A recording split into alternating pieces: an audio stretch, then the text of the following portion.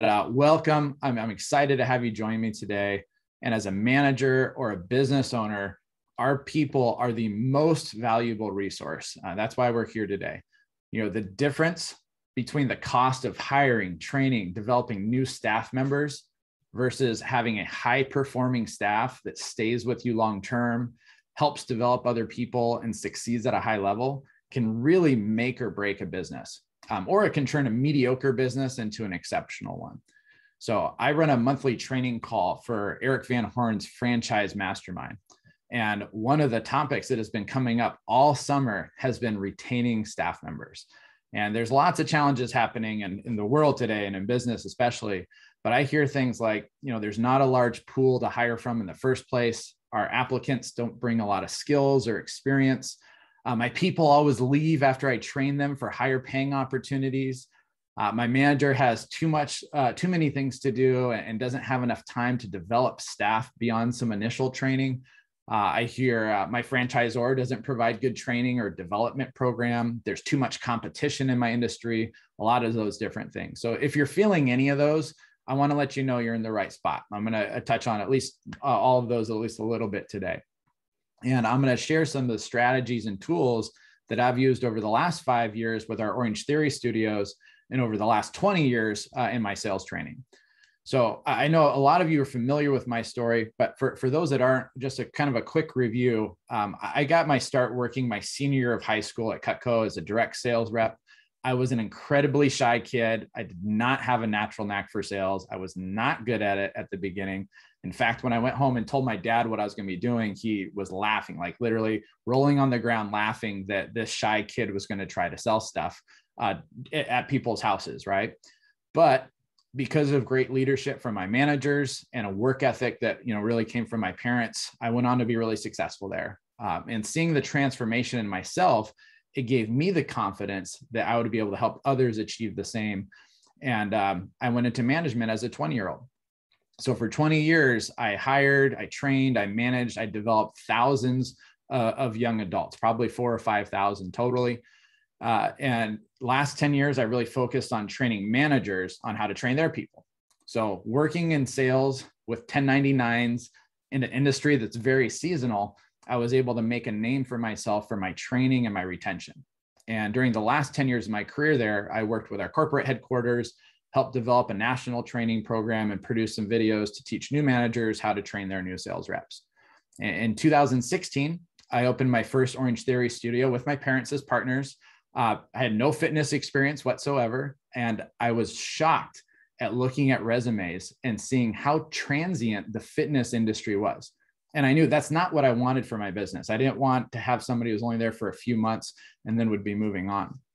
So we opened our second location 2 years later.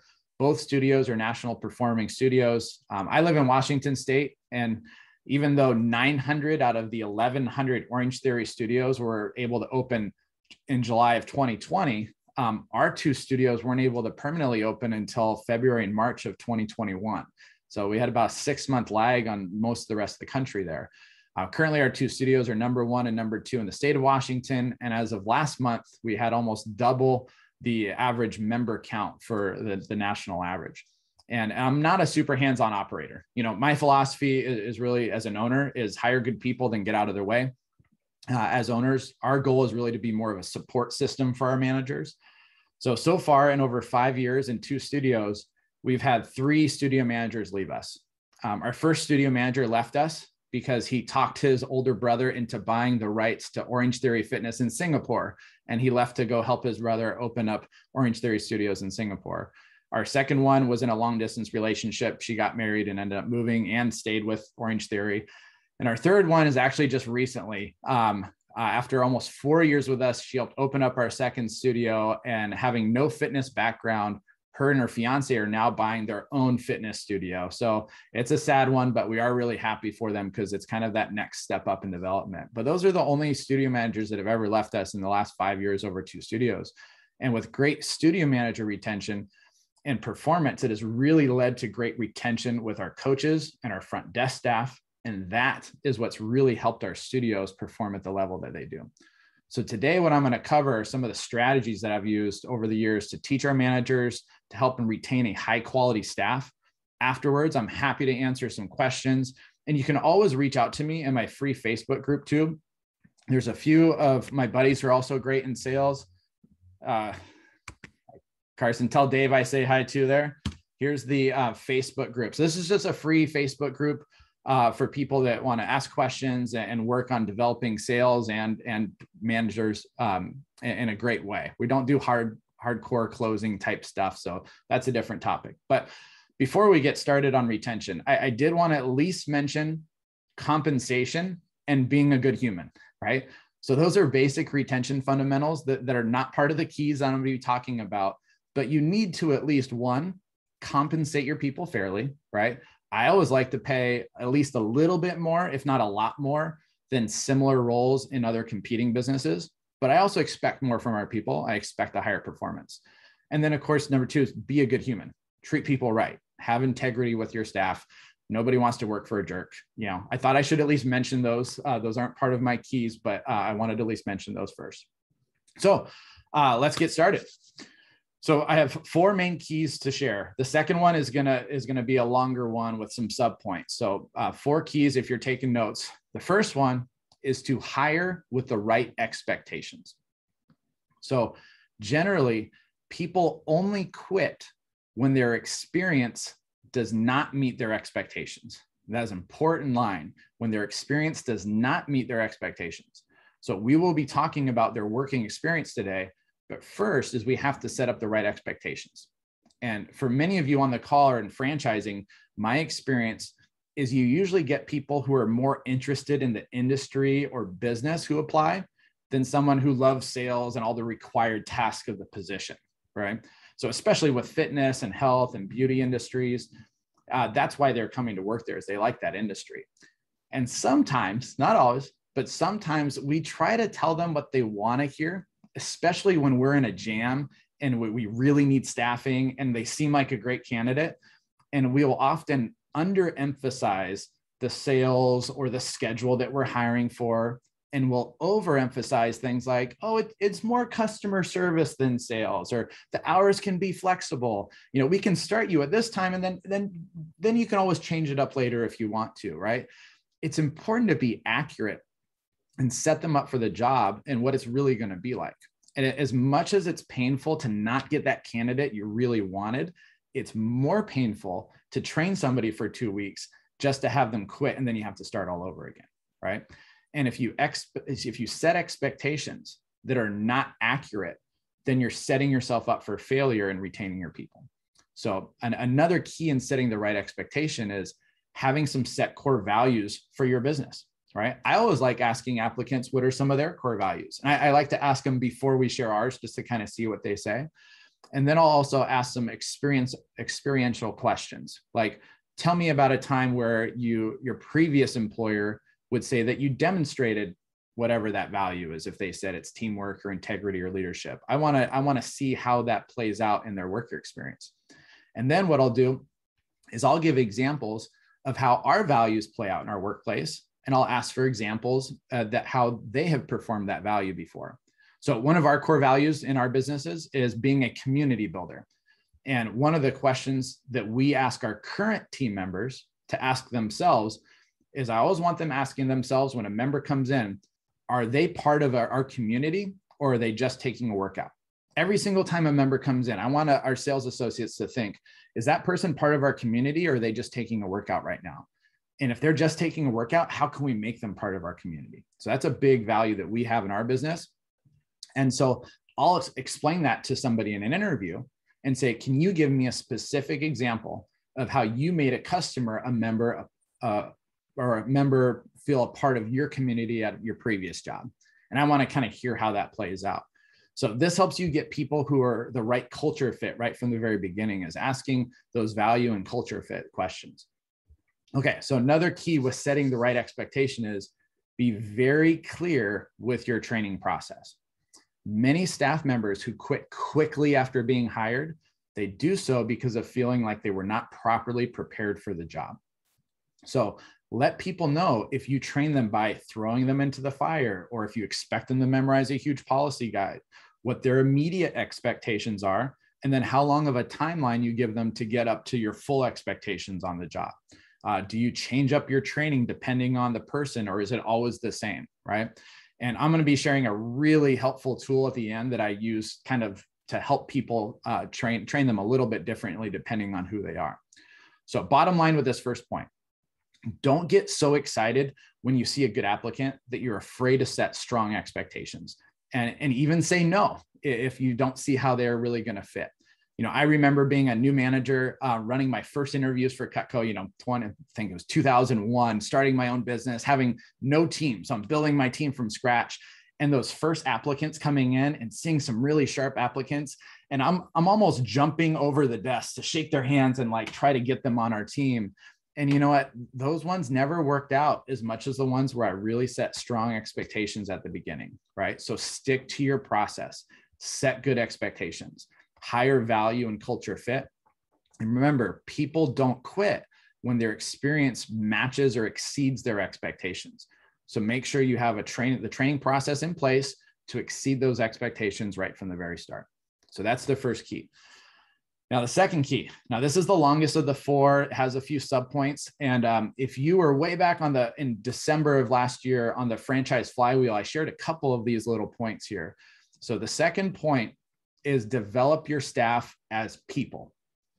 So as business owners and managers, I know we have a lot on our plate, and especially when you're training and you have an urgent need for a competent staff member, it's too often that becomes the main focus of just plugging in someone who can stop the bleeding and get them sufficient in what they need to do. And then I'm off to the next urgent thing. And I know the majority of us never intend for this to happen, but it still happens all too often. So unfortunately, this becomes a cycle, and then we keep making things more and more difficult while we're just trying to stop the bleeding there. And you keep seeing the same challenges over and over. So there are three things I wanted to talk about when I say develop your staff as people. So the first one is develop your staff's skills. So learning skills instead of completing tasks. That is a common saying heard during my conversations with our studio managers. Learning skills instead of completing tasks. I don't want our staff completing tasks. I don't want our managers managing tasks. Our staff isn't motivated to complete tasks. Completing tasks is not something that's going to help our staff for the rest of their lives. Developing skills is a different story. So if you want people to complete tasks, just tell them what to do, right? If you want people to learn skills, then it takes more effort at the beginning and more thought in how you teach it, but it ends up being a lot more effective. So everything from your sales process to even taking out the garbage, you should explain the whys behind that. And it's about asking questions throughout your teaching instead of just telling, right? So my goal, and this is what I'm saying I'll say this to all our new hires, is my goal is not for me to teach them how to do their job properly, but for me to train you well enough for you to be able to train the next person, right? The best way to learn is to teach. That has been a consistent aspect of the culture of any business I've ever been a part of. If you've ever worked for me, and I see some old reps or managers who have worked with me before on here, you've heard the best way to learn is to teach. The best way to learn is to teach. That's a culture that we always like to ingrain into our business. So an easy place to start is when you're onboarding, just keep asking why, right? So here's how we do this. Why do you think we do it this way? And by asking why, it really forces them to think more. If you just tell them why, or worse, if you just tell them what to do, you're really just asking them to memorize a lot of things, and you don't really value them truly understanding it. So one example I talked through during one of our question and answer sessions is going through your phone script, line by line, asking what is the purpose or why behind each line. So we often role play scripts, but how often do we really do a deep dive and start with why that line is in the script? What are we trying to accomplish with that specific line? How can we say that line in the best way to accomplish our objective? For those of you that have taken my sales course, you know how vital the tone of voice is on the phone. So how can you expect somebody to have the right tone of voice if they don't know why they're saying what they're saying, how they're supposed to say it in the best way? So really taking your time, especially on something that is a big indicator of performance, like the phone, getting people in for business, that's a huge thing, right?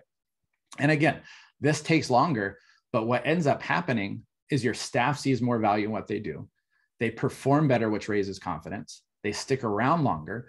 They know it well enough to teach future hires.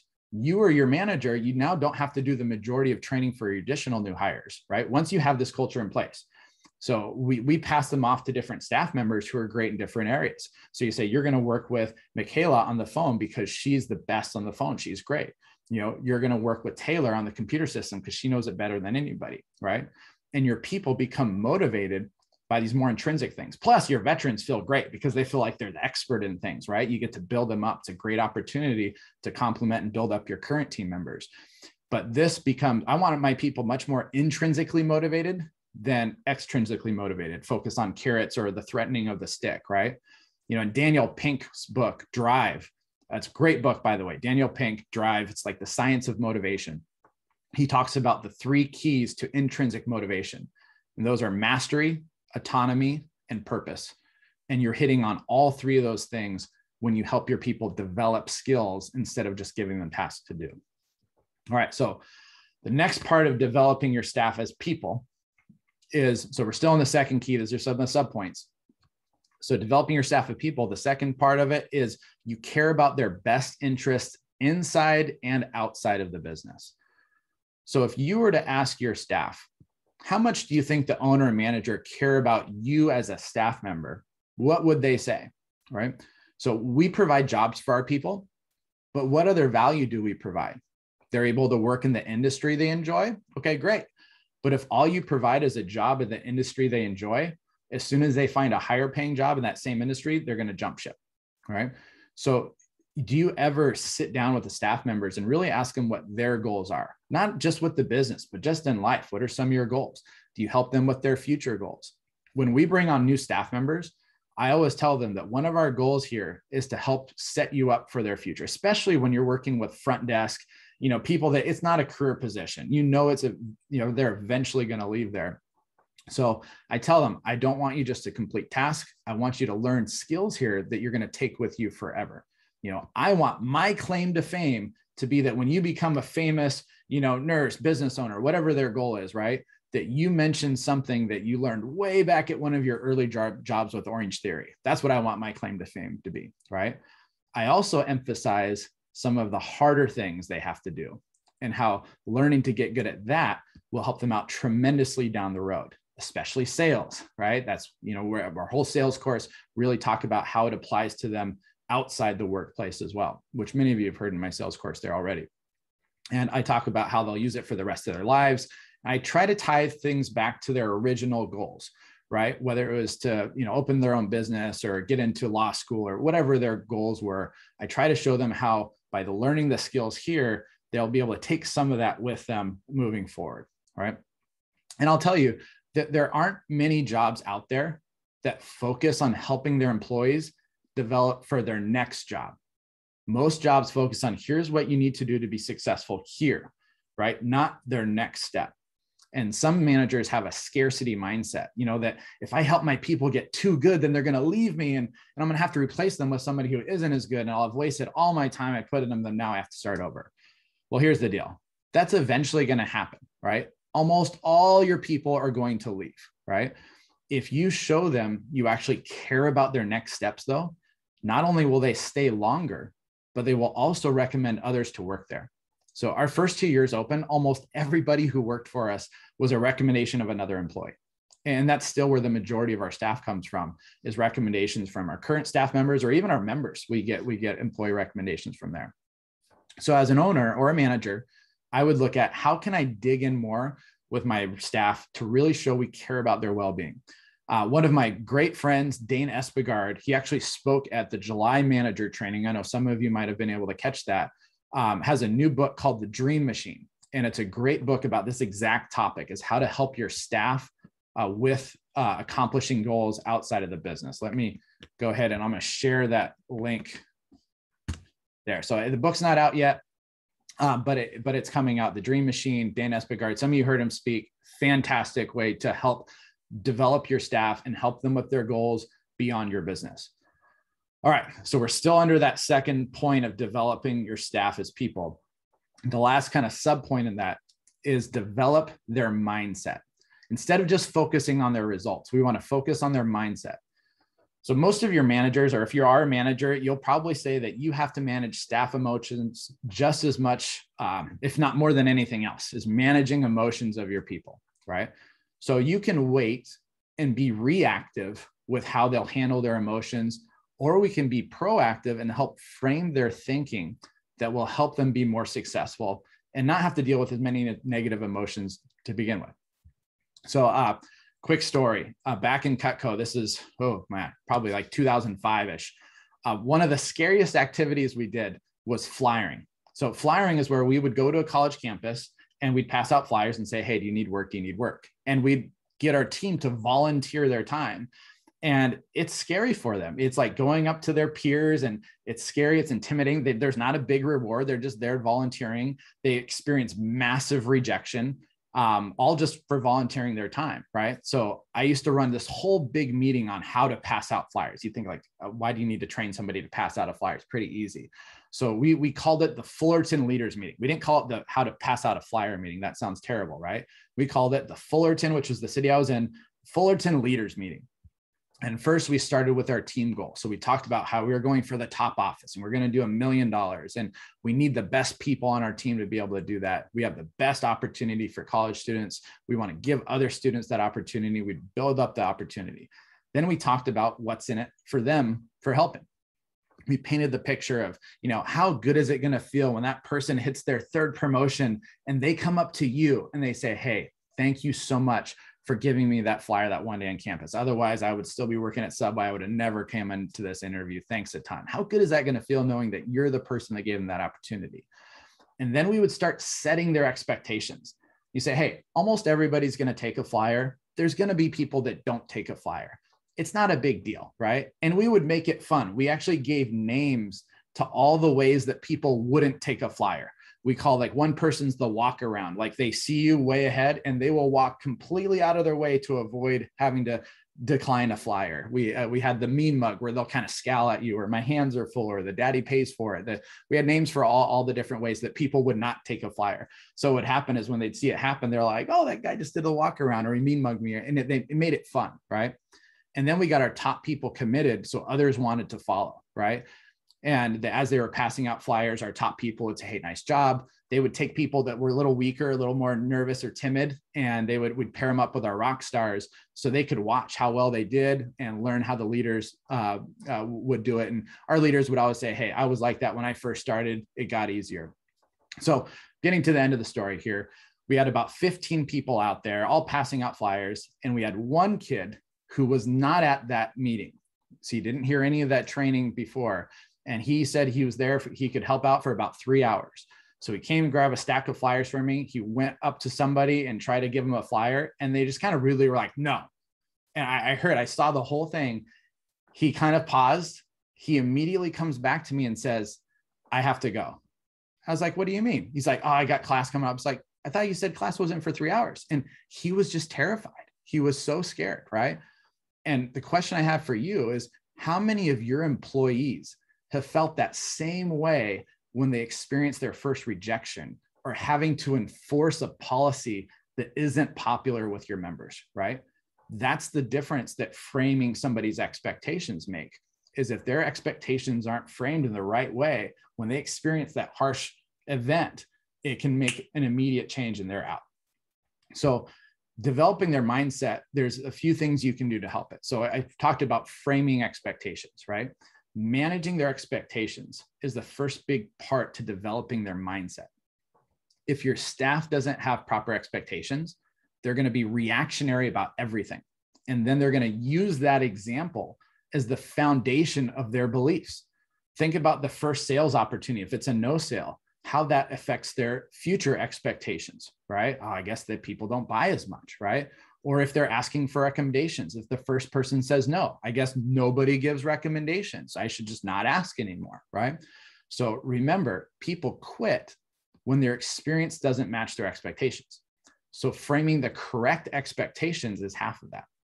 So one example, I worked with a massage envy, and one of their challenges were gift cards. And when someone would come in with a gift card, they'd always say, I just want to use this and not buy anything. So you have two choices from there. First thing is to say, okay, people who come in with gift cards, they just never buy memberships. Or you can frame that person's expectations. So when you're training your people, this basically the conversation we had with the massage envy staff is, now one of the things we see a good amount here are people that come in with gift cards. And here's what they're usually going to say. They're usually going to say, no, I'm not going to buy anything. I'm just using the gift card. I don't want to buy a membership. Now, do you really think they're telling us they aren't going to buy anything? And your staff's usually like, yeah. And it's like, who else might they be telling they're not going to buy anything? They're like, themselves. Exactly. Right. Remember, somebody bought that gift card for them for a reason, right? Some of our best customers are those people that are saying, I'm not going to buy, I'm not going to buy, because that's what they're saying in their head. They're okay, I'm not going to buy it. I'm not going to buy it. I'm not going to buy it.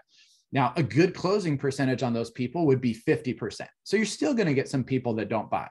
But if you get someone that comes in and they're telling you they're not going to buy, I'm just going to use my gift card, just smile and realize that's a great potential customer.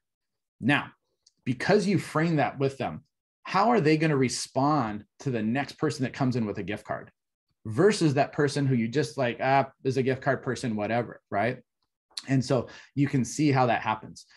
Most no sales happen in our salespeople's heads before they actualize with a customer. And I know this isn't a sales webinar here, but it goes along with that retention, because people don't want to keep getting that rejection, especially if they're not expecting it. So it goes under that framing. Now, after you frame their expectations, you want to recognize what you want repeated. That's important. Recognizes what you want repeated, not just the results though. You want to, if you only recognize the results, what happens is that's all they focus on. And a lot of times they'll take shortcuts to get there. And those shortcuts can hurt your business in other areas. So if you recognize the mental aspect to it, they will focus on that. So for example, if somebody makes a sale, you could just say, hey, good job on making the sale. Or you could say, hey, you know what you really did good there? You're asking questions. Remember, I was teaching by asking questions. Hey, when she came in, she told you from the beginning that she was just there for a trial. She wasn't really interested in a membership. It would have been really easy for you to kind of just mail it in at the end of class, but you did a good job digging in with what she likes in a workout and how she got this from this workout, and you closed the sale, right? Did you know that people that come in and say, I'm not going to buy anything, are usually some of our best customers? And you have the whole conversation, right? Because I don't want my staff just doing the right actions. I want to help shape their thinking in a positive way, which will not only help them do a better job, but it helps them stay longer. And it goes back to that last point of it's going to be something that they'll take with them and use them for the future. Now, you can frame the results. You can recognize what you want and repeated, but sometimes the results don't come in the way we want. And that's where you have to kind of reframe the results. So when we end up with a result that's not optimal, it's important that we jump on it right away, because we don't want that experience to start shaping poor expectations for the future. So reviewing their performance, asking, hey, what do you think you could have done better there? What do you think you did well at that point? And asking questions like that will help draw the lessons out. And this can make staff members feel bad or intimidated when it's not done in the right way. So one phrase we use a lot to help our people not get down on themselves when they have a no sale or they didn't perform the way they wanted to is win, learn. We don't have a win-lose culture in our studio. It's win, learn. There's no more either you make a sale or they sell you on a reason why they can't buy. Only one person's, none of that stuff, right? It's a win-learn mentality. Either you got the result you wanted or we didn't, and we learned from that situation, right? And we learned and we improved our skill level. So both of them are wins either way. So that's the second key. That was a lot longer one, but it's important. So it's develop your staff as people, which includes developing their skill, develop skills over completing tasks. It includes caring about their best interests inside and outside of the business. And then it's about developing their mindset, not just going after the results that you want. Okay, so we have the first key is setting the right expectation when hiring. Second key, we have develop your staff as people. We have a total of 4 keys. We got 2 more. The next 2 are a lot quicker than the last one. So third key is have the right ratio of positive conversations versus corrective conversations. Now, we've heard positive to negative ratio, right? There shouldn't really even be a negative there. It should be corrective. But managers assume that corrective conversations a lot of times will go on the positive side as long as they use the sandwich technique. We all know the sandwich technique. Oh, that sounded great. Just make sure you fix this. You're going to do great next time, right? That's not the case, right? The sandwich technique is not good enough by itself, right? You need to build a stockpile of positive reinforcement with each staff member. So when you do bring up corrective feedback, they don't get defensive about it. They're open to it, right? This is something I get into a lot when we teach CVI. And this is something I'll talk a little bit more on the next key. But some people who also happen to be the most common type of front desk associate and salesperson. So if you have anybody in sales customer service, this is generally the most, I've looked at thousands of these readouts. This is the most common person that you're working with. They tend to take feedback the most personal. So you might be saying, hey, don't forget to ask them to bring a friend on the phone. What that person heard though was, you're a terrible person and I don't like you at all, right? We all have those staff members on our team where you're like, how do they take it that way? It's just how some people are wired, where they take feedback a little more personal than the next person. So what you want to do is build up a stockpile of positive reinforcement so big that there is no doubt in their mind that when you give them constructive feedback, you don't think any less of them. They're not ever thinking, oh, do they not like me? Or am I doing a terrible job? Versus, I know they like me. I know I'm doing a good job. I just have an area of improvement right here I'm going to work on. And I'm not talking about positive feedback and positive conversations like just how was your weekend or small talk. You know, when you ask to speak one-on-one with somebody behind closed doors, we've all had those talks before. Hey, can you come in? I need to talk to you, right? If you say that, what are they expecting from that? If you were to ask your staff member, hey, can you come in my office? I need to talk to you. What's running through their head? Are they usually like, crap, what did I do now? Or what are they going to nag me about, right? How many times do you get a one-on-one quality conversation where you're just focusing on the positive things your staff member does? Hey, can you come in here real quick? Hey, I just wanted to talk to you about your last 2 weeks. I've seen you do an amazing job working with those new sales associates and really help them get settled. I just want to let you know, I really appreciate that. When we have veteran staff members helping out our new people, it really helps them build their confidence and get into the flow of things a lot quicker. So I just want to tell you, you're doing a great job with that. Thanks a ton. All right. So make it a point to be a good finder and find specific things about them and their performance to compliment. And being specific is really a huge key. So think about when we're giving corrective feedback. Are we general? Do we ever say, hey, your performance today just wasn't good, right? Get better tomorrow. Or do we give them specific feedback on what we would like to see improved, right? You know, hey, can you work on that tone of voice? Or hey, we got to get more calls in. We usually give them specific feedback on what we want improved. Well, if that's how we give corrective feedback, how do you give positive feedback? Do you just say, good job today? Or are you as detailed as when you're correcting them? Oftentimes what happens is we give specific corrective feedback and we give very general positive feedback. So guess which one sticks with that staff member more, right? Exactly. And then we wonder why they aren't as confident. It's because those little things stick with them more. So pay attention to the balance of how much specific positive reinforcement you give compared to the corrective feedback. And I would say minimum of 5 to 1 there, right? So that was a quick key. So again, our first 3 keys, we have hire with the right expectations set, develop your staff as people. Third is focus on a high ratio of positive to corrective feedback and be specific on the positive. Last one, fourth one, is speak their language. This doesn't have anything to do about getting Rosetta Stone and learning foreign languages, but most of us grew up with the golden rule, right? Treat others the way you would like to be treated. And that's a start in looking at a situation from the other person's perspective. But an upgrade from the golden rule would be to treat people the way that they would like to be treated. You know, many of us have siblings and you might have been brought up the same and both be incredibly different. My brother and I could not be more different. We are night and day, yin and yang, right? Love him to death, but we're very, very different. Raised same household, right? People are different. You can treat them all the same. You can talk to them the same. You can train them the same and get completely different results. So I really recommend digging into resources like personality assessments or some kind of tool there. Some are much better than others, and there's a number of great ones out there. But my favorite by far is the Core Values Index. And the main reason it's called CVI or Core Values Index. The main reason I like it is you can't doctor it if you're an employee or an applicant. There's no high score. It's just who you are. It gives you 4 words to choose from, and you pick 2 out of 4, and there's 72 different opportunities there. So there's no context to misconstrue. It's been proven by third-party research to be over 95% consistent over decades. This came out in the late 70s, right?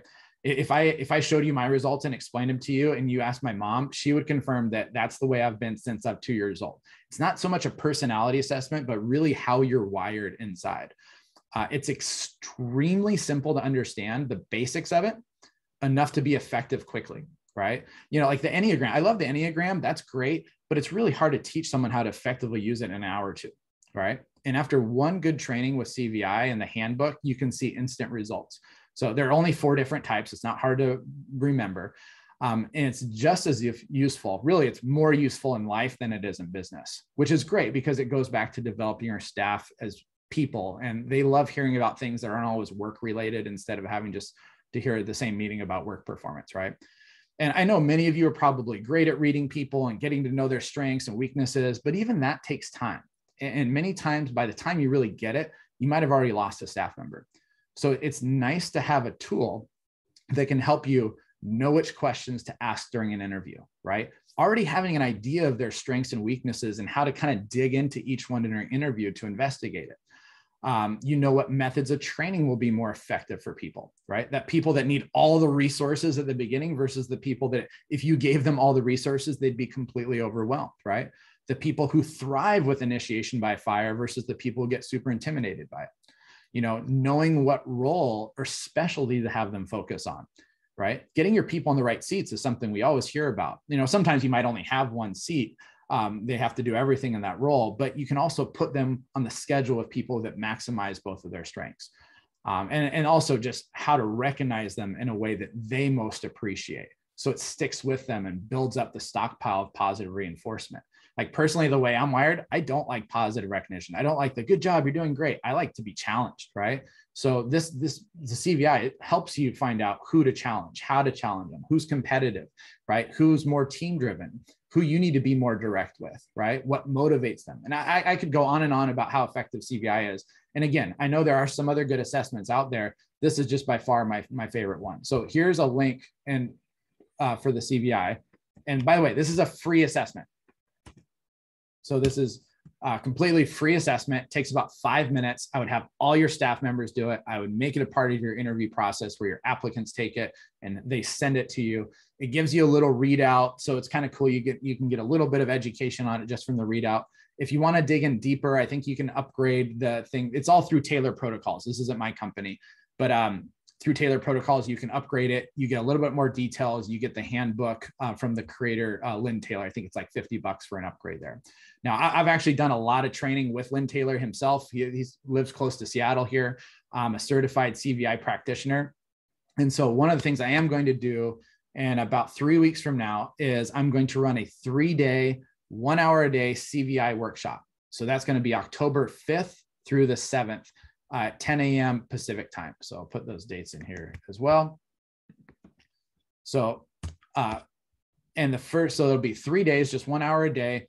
And the first day is going to be about learning all the CVI basics. So each value, strengths, weaknesses, learning styles, conflict strategies, everything you need to know to understand CVI. It takes about an hour. For those of you who are in the sales course, it's pretty much going to be the same thing to that first CVI section there for that first day. Now, the second day, and there'll be a handout with all of this. The second day is we're really going to dig into integrating CVI into your business. And for each value type, you're going to know what are the questions I should ask them in an interview. So if this value type is low or it's high, I know to ask them a different question. If they have a low or high of this value, you know which type of questions to ask in an interview. We're going to go over best strategies for training that person and how they're all different, strengths and weaknesses in the workplace, where they might be a better fit in a different role, and then the most effective style of management. And then on the third day, what we're going to do is just really go over all your individual situations. So for the first 2 days, I'll have you send in your staff CVIs with specific questions. So, maybe you're hiring at that time. You can send your applicant and say, hey, what should I look for in this person? What are some questions I should ask? Or, I'm having trouble motivating this staff member. Hey, these two people are clashing. Help me with my manager and my top salesperson. Like, they just don't get along. They're butting heads. Do you have anything for me? I got stuff for all of you just from the CVI that'll help. So we'll dive into your individual situations. I'll also handle any questions from the first 2 days. And this is going to be Zoom format with screen sharing. So it'll be very open there. So you'll be able to have someone take an assessment as part of your interview process. And then you'll know exactly what some questions are to ask them, highlight their strengths, and investigate their weaknesses. You'll have a strategy to most effectively train their new hire, and you'll know how to manage that person in a way they connect with and motivates them more. So if you were to hire me for a 3-hour workshop for your staff, it's $1,500 for 3 hours of time. That's generally what I charge there, is $1,500. However, this for the workshop, because it's Zoom and I'm gonna do everybody at once there, it's going to be $99, right? That's it. It's $99. Any additional staff members you want to have on there, they're half price. They're only $49. You can kind of get all the details here. So $99 for the CVI workshop. I know about half of you on here are either a current member of my sales course, or your owner is a member on there. So for you, if you are a current member of my real sales training course, the cost for you and your entire staff of 15 logins is $0. So it's not, nothing, right? I'm going to add the recordings under the CVI section of the course, just giving it to you. So that's something I've been really committed to for that sales course, is continuing to add value. So if you're already a CVI or a sales course person, the CVI is already, you got it there, right? Now, if you haven't taken my sales course and you'd rather just get the full real sales training course, the CVI workshops included, along with up to 15 logins. So you get 15 individual logins to the course. So that'd be 15 seats to the CVI workshop, which is $800 itself. If you go to my website, franchiseSalesTraining.com, the sales course is $2,500. But if you decide to get it today, it's $1,000. I'll give it to you for 60% off. So if you just go to that link that I put up there, the Franchise Sales Training CVI workshop, you can get it for $1,000 there. And although there isn't anything official after the course, most of you on this call know that if you email me, you call me, I'm happy to help. I really do this because I love helping people. CVI is one of my favorite things to teach. I've already had multiple CVI calls with some of you, I think, on this, as some of the names I've seen on helping hire a new GM or different things we've gone over there. So I love helping all of you. I'll be constantly adding to this course each time I do. Anybody who's already purchased the course, the upgrades just come in with no additional cost.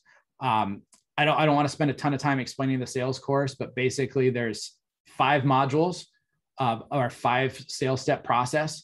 Each one has multiple lessons. They're about an hour each total, broken down into smaller lessons. There's a 100-question facilitation guide. So your manager can watch it with your staff 5 minutes, 10 minutes, 20 minutes at a time, have some discussion questions, and really teach your staff how to sell in a comfortable way. This is designed for franchisees, right? With franchisees, especially your fitness, beauty, health, most of the people that come work for you, they hate sales, right? They just hate it, right? They love fitness, they love yoga, they love beauty, but they don't like sales. And this is designed for them. It's how to not feel salesy. We don't do hardcore closing type sales. So I think they'll really like it there. And so the price of the sales course will eventually get higher. So if you're thinking about it, just get it. It's $1,000 now. If you're not sure and you just want to talk to me and ask me some questions, I'm more than happy to answer some questions. So here's my email. We can set up a time to do a call. This week, I'm pretty open. Next week, I am not going to be open. I'm going to be very busy. A week from today, we are having our 3rd child. So I will be in the hospital with a new baby boy in my arms 1 week from today. So next week, probably won't be doing a lot of calls. This week, I'm still open, so feel free to call. I can handle any questions you want. But I already shared the link on exactly what it includes, along with quick training on overcoming your sales staff killers, right? So if you want a little bit of sales training, click that link. and look at the sales training. Even if you don't want to buy the sales training, just click the link anyways. And there's about a 45-minute sales training on our 5-step process and exactly what that covers. So at least get the free stuff there. But I truly believe that being trained in CVI and those resources I give you will help you hire and retain a great staff. It'll really be a great tool you'll be able to use. So even if you just do the CVI one for you, and it's $99, I think it's well worth your time. But those are my keys for today. So number 1, hire by setting the right expectations. Number 2 is develop your staff as people, right? Skills, learning skills over completing tasks, care about their best interests inside and outside of the business, develop their mindset, develop your staff as people. The third one is have a good ratio of specific positive reinforcement versus corrective feedback. And the last one is speak their language, right? Work with your staff the way that they would like to be worked with and is the most effective, right? And that's it for today. So I have about 15 minutes. If you have questions, send them to me in the chat. I'll be happy to answer any questions. If you want to set up a call, just go ahead and email me and I'm happy to set up a call too. But I'll stick on here for a little bit and answer some questions. Thanks, Sean. Thanks, Carson.